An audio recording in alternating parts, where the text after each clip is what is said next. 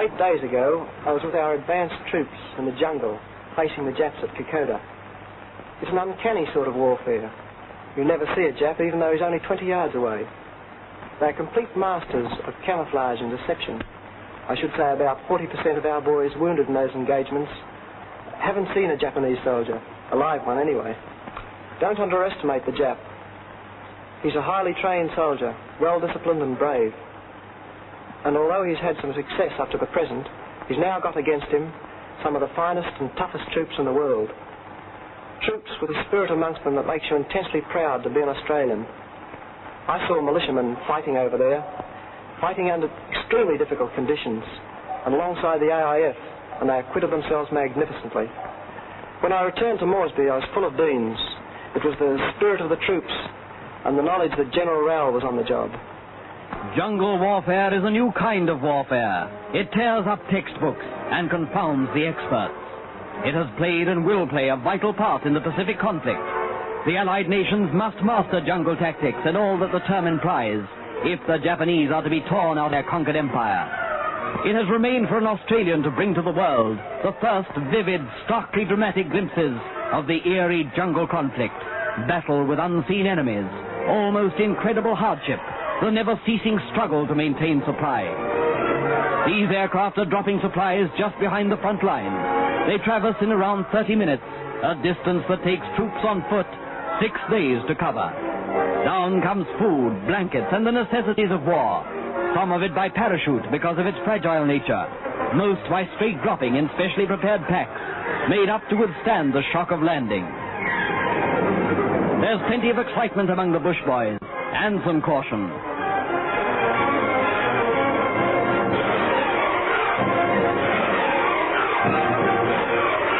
She's not going to clear that hill. The stick's right back, but it doesn't look like she'll get over it. But she did, just.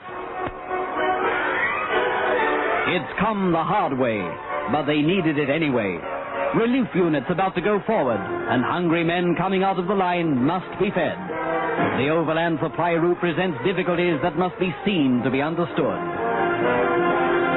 In Australia, we hear about austerity meals. Fighting men in the New Guinea jungles eat them.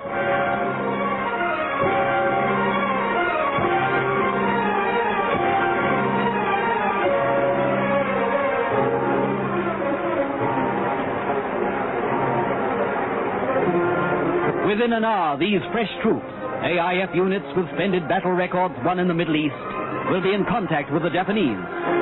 They move up through the dim, dank, steaming jungle. The rarely seen enemy is close, green uniformed, faces and hands painted, hidden in treetops, slinking through the green wilderness. Where the patrols go, the bearded para goes too, so that this strange, uncanny warfare may vividly be brought to the outside world.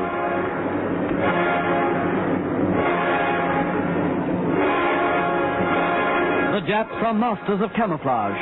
Quickly, our men are learning to play them at their own game. The front line. Men fire at sound.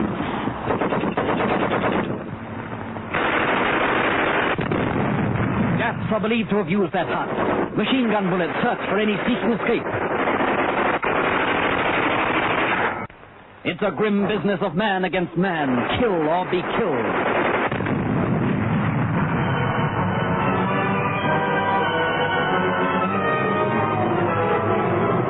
Coming out, after 6 weeks in contact with the enemy, battle-scarred militia troops who have upheld the proudest traditions of the Australian Army. They have suffered fearful privations, fighting day and night. Their casualties have not been light, but they've carried on. This is war, the real thing.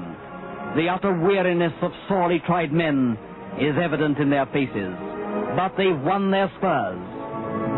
Quietly, they accept praise for the job they've done, but they don't forget the cobbers who did not come back with them. Snowy Pa, militiaman at left, got 15 Japs with a single Bren gun burst in a one-man ambush. These unutterably weary soldiers must walk 6 days before they reach the comparative ease of Moresby. There is no other way. At a forward dressing station, minor wounds are attended to.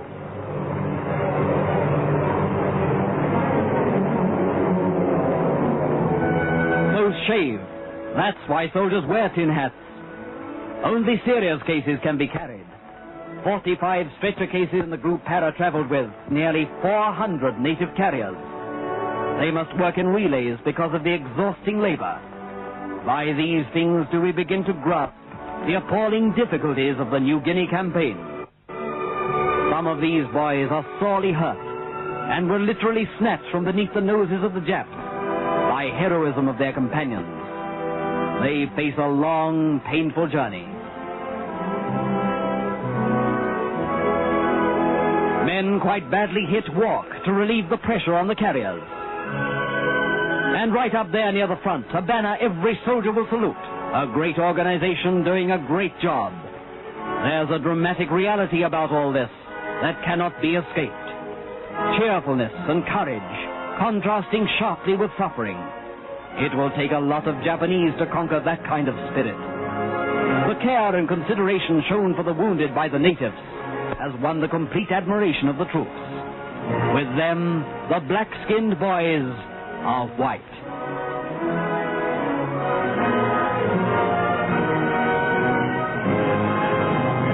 Rain sheeting down every day, monotonously, falling from the tropic skies as if the clouds had burst, turning the track into a quagmire, adding 1,000-fold to their difficulties. These are grim pictures, brutally, terribly real. They smash at complacency as nothing written or spoken ever possibly could. This is happening less than 300 miles from Australia's coastline, half the distance from Sydney to Melbourne.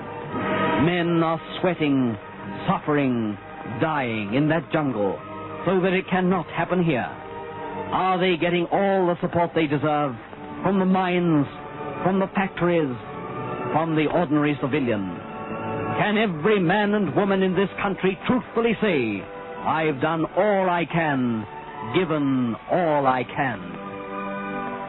I've seen the war, and I know what your husbands, your sweethearts and brothers are going through. If only everybody in Australia could realize that this country is in peril, that the Japanese are a well-equipped and dangerous enemy, we might forget about the trivial things and go ahead with the job of licking them.